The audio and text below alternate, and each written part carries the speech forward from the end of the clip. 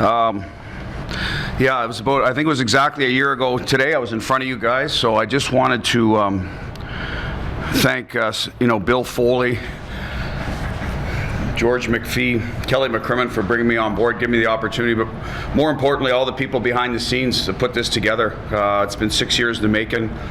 You got scouts, you got marketing, you got ticket sales, you name it.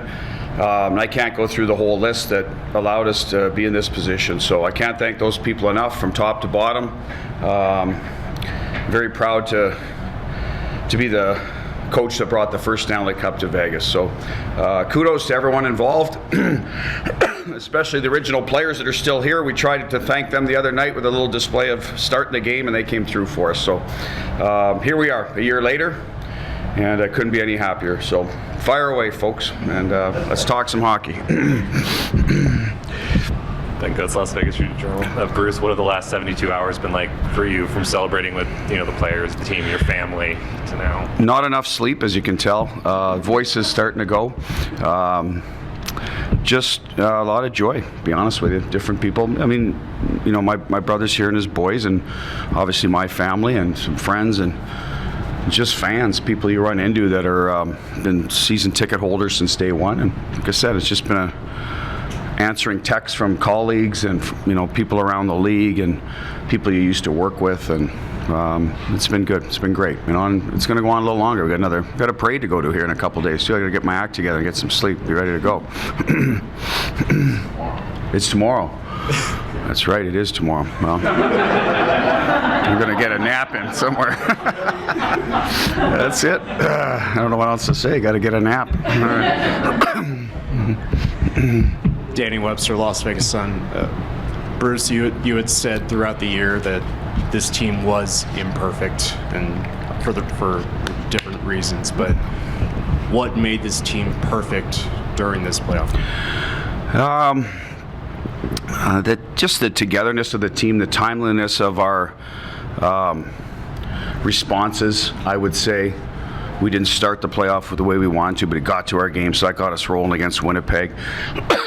Edmonton's 2-2. We got to step up and play and take control of the series in Game 5 and 6, and I think that really pushed us over a major hurdle to get through that series. It was physical. It was nasty.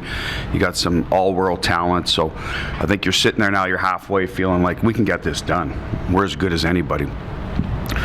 Game 6 in Dallas, I think, was a real measuring stick game for us, getting over that hurdle from going from a team that had been to the conference championship but not, to the Stanley Cup final. And once we were there, I truly believe we weren't going to be denied. And that's no disrespect to Florida. I just felt it with our guys. You could sense that we were all business, not happy to be there, but wanting to get it right for certain guys that had been there and hadn't got the cup, and other guys who had been there were showing the way. So that's how I felt. So I don't know if that answers your question specifically, but there's probably more than one moment that came along. But we were close to perfect in the second period of Game 5, Game 6 in Dallas. So there was those games that you saw when we could be at our best. Second period, I think it was in Edmonton in the clinching game. Third period against Winnipeg. I thought when it was time to, all 4 clinching games, I thought we dominated, and that's a sign of a team that's ready to do it. Now, we missed an opportunity in Dallas. I understand that, but that's the imperfect part, right? There's just times along the way where we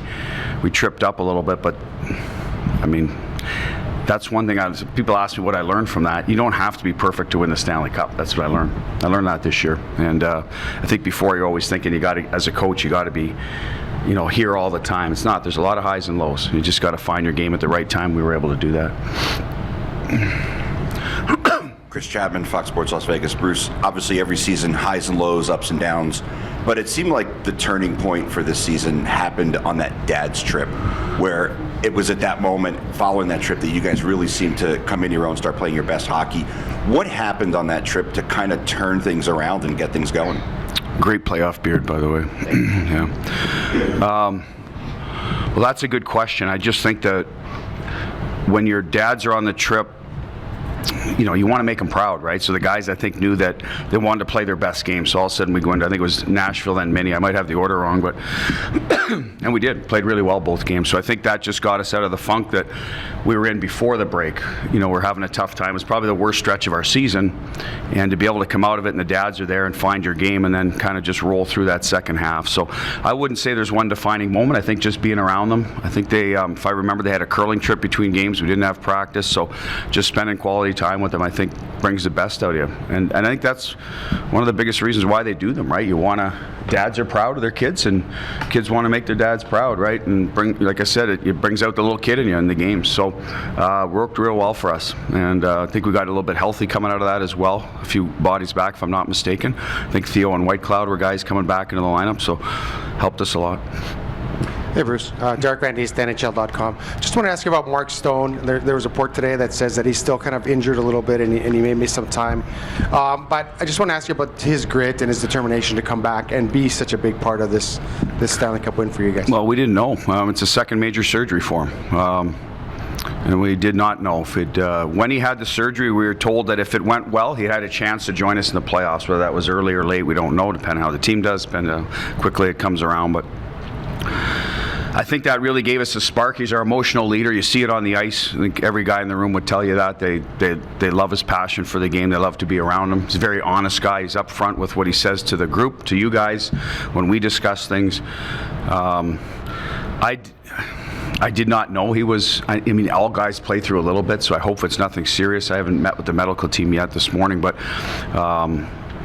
he will need some time away from the rink like everybody. I think when you have a grueling thing, especially in his situation, I think hopefully he heals up and is able to strengthen that area so there's never a problem again, knock on wood for his sake, because he's gone through it twice now. So, but yeah, he's our inspirational leader. I mean, you got different guys lead in different manners, and that's his is what you see, with your.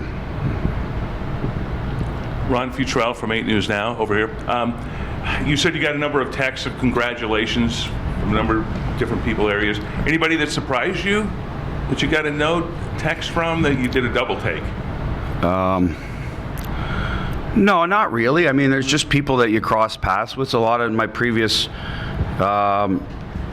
organization, I still have lots of friends there, players that reached out, former players. There is one I used to play with, Eddie Belfour. I haven't been in touch with in a long time. He was in Saginaw when I was a young guy, and then when he left Chicago's organization, I'd never crossed paths with him. So it was good to hear from Eddie. It's probably been 15 years. So there's one. I wouldn't say surprised me, but it was one that I read through and I was like, wow, good to hear from Eddie. I'm glad he's doing all right. Ken Bolke, Cinnamon.Vegas, when you first got here, you said you had a goaltender-friendly system. Did you learn that is really true? Yeah, I mean, I believe that. I mean, I saw it in Boston for a long time. I saw different goaltenders, very good ones. The system helped Tuukka Rask, Anton Hudobin, I go right down Swayman, Allmark last year. So I do believe it will help goaltenders, but the goalie's still got to go in there and stop the puck, right? So I just think it's a system that shouldn't be highly stressful night after night after night with high danger chances. It doesn't always work out that way, but that's how it's designed to be. We happen to have the right defenseman to play in it as well. I think we're very fortunate that they mixed well with it, and some smart centermen, so kind of fell into place.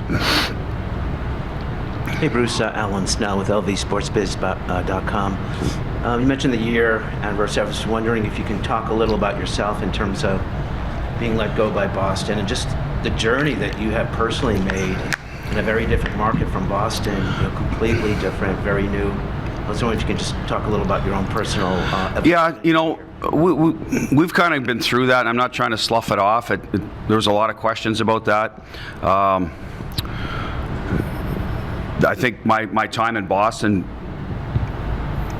made me the coach I am today more than any other stop along the way. And at the end of the day, they decided someone else would be a better voice, and that's entirely their call and their decision. I would have loved to have been back. I've said that many times, but this was the best thing to ever happen to me, to land in Vegas. So you don't know what's in front of you sometimes, and here we are talking about the Stanley Cup, so a year later. And that's about it. I don't know, the coaches have to move their families a lot. That's part of the business. It's still tough going through that, but getting acclimated here was was really a gentle process, for lack of a better word. You know, everyone had a smooth transition. The people here have been awesome to work with. Right out of the gate, we're 13-2, so the job you're going to every day, you're having success, so you can breathe a little easier. It's not easy to be a new guy and start stumbling around, you know what I mean? So that helped us a lot, I think, as a coaching staff and the team gaining each other's trust. And I think as the year went on, we got more and more comfortable with one another and how we want to play and win. And they went out and executed that sort of vision. So can't thank the players enough for that. I mean, we wouldn't be here if they didn't do it. Steve Karp with the Sporting Tribune. Coaches normally don't get involved in the business side of hockey, but with pending free agency, there's going to be potentially a very different looking roster when you come to training camp in September. Have you had a chance to give any input to Kelly and George? And if not, do you anticipate talking about some of your UFAs and RFAs with them before they start making their... Yeah, I don't think it's going to look that different, to be honest with you. I think we have maybe 19 guys under contracts. That seemed, I mean... 14 total UFAs, RFAs. There's 14 UFAs and RFAs in our team this year? Yes, there is. I don't think so. What? It's a lot of the AHL guys. There's some young Oh, guys. well, Like a Patera. I stand corrected then. What I will talk to Kelly about all our players. Obviously, he makes those decisions in the end, but I mean, the coach and GM have those conversations all the time and input. I just felt like the roster that was on the ice for Game 5, I thought most of those players would be back. It just was, you know, I know Barbashev and Aiden Hill are unrestricted free agents that obviously were big parts of this team, and Brett Howden is a restricted, I think. After that, I thought the guys were back, and even Huddy and Paul Cotter had a good year, so the opportunity, and Dorofayev finished strong. Those guys have opportunities to push through, right? And that's usually how your organization grows and gets better, when you have internal competition, so that'll be good. But I don't know about a lot of the guys in Henderson, what all their situations are, to be honest with you. So I shouldn't comment on that, because I don't know what's going on with those guys. Yeah, I'm trying to think. I know Quickie's a free agent. Phil Kessel, Teddy Bluger, guys we picked up. And you can't keep everybody. I understand that. LB as well. So there's, at the end of the day, we'll do our best to make it work in the salary cap. As I said, Krim will ask for my opinion. I'll give it, and then I'm going golfing. It's up to him to decide who he wants to fill the roster with. Jesse Grange with The Athletic. Bruce, you mentioned that maybe you learned along this cup run the level of perfection it takes to win a cup. I'm wondering, in terms of what it takes to win, did you learn anything along this season, this run, that was maybe different than you thought going into it, in terms of what it takes to win hockey games in the playoffs? Well, that part I felt I had a good idea. I've been through it on both sides, and won some series, lost some series. I've always felt that you need interior people, both offensive, defensive. I always say, well, what's the key? They'll say, what's the key to the series? To me, it's always the slot battle, net front. You know, net front to slot. The team that wins that battle, to me, has the best chance to win, usually, because things tighten up, and the rush game disappears at times. Not all the time, but at times. I thought we scored a number of goals off the rush because we were good in transition, good in the breakouts, but in general, when the games tighten up, you had to win that. And I don't think that changed for us. I think defensively, we were very difficult to play against and to get inside. And I think I've heard some of the coaches say that after the series, and I believe it. And, you know, we're a big D-core. And it's not this big, nasty, mean. It's just big, that know how to defend, that value defending, use their stick, use their bodies, physical when they need to be. And I think the addition of Barbashev and Will Carrier coming back into our lineup, and Mark Stone coming in, really helped us on the offensive side of things get people to the net. And then it become a little bit of a domino effect. Like, it's like the physicality. If you got 2 or 3 guys hit, and they can pull some other guys into the fight, and all of a sudden now guys that aren't known for their physicality all the time will start finishing checks, right? That's how things happen in your team. Back checking happens that way. So you always need those leaders to do that and pull the other guys into the fight.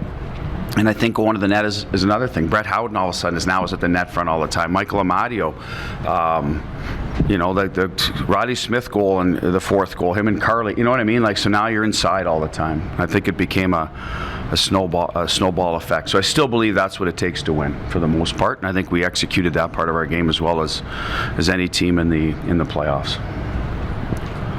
I'll tell you, so just to touch on that though, Jesse, the one thing I did learn is the special teams you always used to think had to be at the top to win, and we kind of debunked that, for lack of a better term, a little bit this year. Ours weren't always at the top. They were timely. We didn't give up a power play goal in the final, but it took us a long time to get to that point. So I guess we got away with average special teams through the first couple rounds. So again, that probably surprised me. If someone had told me that at the start, I would have said, well, that could really work against us. So that's one area that I guess we were imperfect in, and still found a way. Sorry. Vince Sapienza, Fox 5. You talked all regular season about building your game, right? Building to the right time. I'm curious for you, was there a moment in the regular season where you're looking at the team or a trip or a home game or whatever it may be that the confidence for you personally in this group was, this is one that can go where it needs to go? Yeah, we had a trip late in the year out east. We started in Florida, didn't play well. It was a long trot, you know what I mean? But we went to Tampa and won. We won in Carolina. Now, I know St. Louis and Philly after that their teams were in different places than Tampa and Carolina. But I thought knowing the East, Tampa and Carolina are always two of the better teams out there. They don't give you nothing for free, right? You got to go there and earn it. So I thought that trip, and we used 4 different goalies. So I thought, you know what? This team can win. This team can play in front of anybody, and they can win. And we'll have a chance if we keep building on this. So that was definitely one of those moments you look as a coach and say, okay, these guys are getting it. And we can play with anybody. And that's a small sample size, I know, but it's more out of the product of, who we used on that trip as much as who we played against. Bruce, Willie Ramirez with the Associated Press. When you look at your career from playing through coaching, you've been in 4 sports markets: Chicago, Washington, Boston, and now Las Vegas. 3 established professional sports cities. Now that you've gone through your first year in Las Vegas and you think about it, is it hard to believe that this town is still in somewhat of its infancy stage, 6 years old, and now has 3 professional franchises? Just your thoughts on the city after being through, like I said, 3 established pro sports cities. Yeah, I didn't know, to be honest with you. You come to Vegas, to me, I was asked a long time ago, what do you think of? You think of the Strip, right? I don't think I'm the only guy that would ever say that. And then you start thinking of the everyday life here and the people that told me how great it was, particularly this area, Summerlin, for families, etc. Now you start learning a little bit about the history and of the sports markets, and I mean, it's obviously taken off, and I assume, I don't know, is the NBA around the corner? I don't know enough, you know what I mean? Like Vegas has become a market just like all the other major ones now, slowly but surely, and you got to build some history to do that, and to build history, you got to win championships. So good for the Aces and good for us to get championships, and we'll see what happens with the Raiders and the A's and all that stuff down the road. But that's how it starts. It's usually, to me, one at a time, and off you go. I don't know if I'm answering your question. I mean, when I got to Chicago, those franchises were, the Cubs were how old, and the Blackhawks, so they're originals, where it's kind of nice to be part of the infancy of this. I mean, I might look back and I'm 85 years old and say, you know what, I was there when it all started, which would be kind of cool, right? Washington was a little bit in between. Like they weren't. I mean, I think the football team was there forever. The hockey team was 74. So I mean, I was around to see that. As a kid to watch. I think they came in with the Islanders or Atlanta. I can't remember now. I should know that, right? Size? Who'd they come in with? Scouts, I think. Scouts, Kansas City. Any hockey aficionados out there? History buffs? Who they come in with the Caps? They come in with the Scouts or? They did. Huh? They did. Good call. Flames, then Caps and Scouts. Yeah, I do remember it was the 70s, right? The early. So now what's that? 50 years, so that time flies. So we could be looking at that with Vegas. So.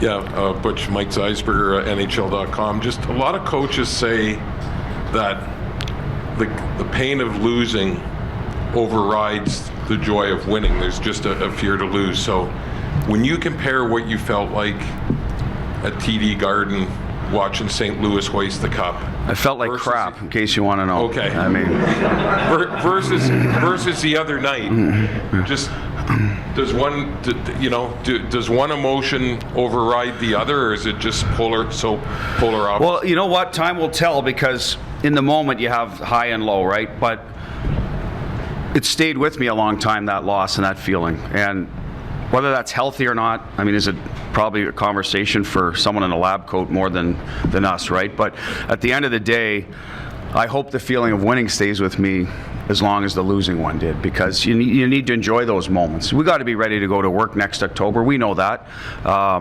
We can see what happened quickly if you're not ready to go, and health can determine, future success and failure. So, but I still want to enjoy what it feels like, so that, and the players do too, so that you're playing. You need to remember what you're playing for and how you felt sometimes, right, in those long dog days of the season. So I don't have a great answer for you, the long-term one, but I know in the immediate moment, I mean, there's tears of joy and there's tears of sadness, right? And you have them both. And I can't say one was higher than the other. For me, it was obviously great to win it. I've been at it a long time. It's something I wanted to do my entire life. And here we are. So I think this one will last longer than the dejection of the Boston one. I do, because you've got tangible things too to look at and see that can remind you of. I don't have great memories of every game of the 19 loss. I have memories of the last game, whereas I think I'll remember a lot more of this playoff run, some of the meetings we had with the guys and some of the little things that were said, and the Elvis wig and all those little things, whereas the 19 run, it's a lot about that one loss at home that kind of sticks with you. Danny Webster, Las Vegas Sun. Excuse me. Just housekeeping on the injury front, if you can. Just Logan, if he needs anything done this offseason. Laurent. I don't have a lot for you right now. Logan was skating and practicing. We didn't have a lot of team stuff, and then Quickie and Hilly both needed a net, so there was a little bit of that managing, getting him enough work. But he is well on his way to recovery, and I anticipate he'll be 100% by training camp. Just needs normal kind of rehab right now. I haven't heard of any surgeries, but don't hold me to that from any of our guys, to be honest with you. I don't know if they've released anything. I really don't. I think Krim will probably be able to update you later today on that, but LT should be good. Was there someone, did you say? Who? No, he's okay. He's around. He's working out. I don't think he needs surgery, as far as I know. Ryan Wallace, Fox Sports Las Vegas. Bruce, when you got here last year, you said your ultimate goal is to win the Stanley Cup. You dream about that as a kid. How did reality live up to those dreams? Well, here we are. So, I mean, it's as real as it can be the last 3 days. You got the cup in the room, and I think when you dream about winning it, maybe you forget about all the little things along the way, right? You're probably just dreaming of this moment, right, when it's over your head, but all the other things that would probably, like I said, from the memories that you're going to have, in years from now, is probably what the best part is I'm guessing, because it's still pretty fresh, right? It's 3 days. So anyway, I'm not sure if I'm answering your question, but I think the parade will make it real, really real. I went through one in Boston. It was unbelievable. So in 2011, I had the extra guys. So I'm not saying we had a parade for losing. Don't write that, but I think that'll be awesome for the fans, for the players, everyone involved. It'll be pretty cool, right? It's going to be cool. Thanks, Bruce. All right, thanks, everyone.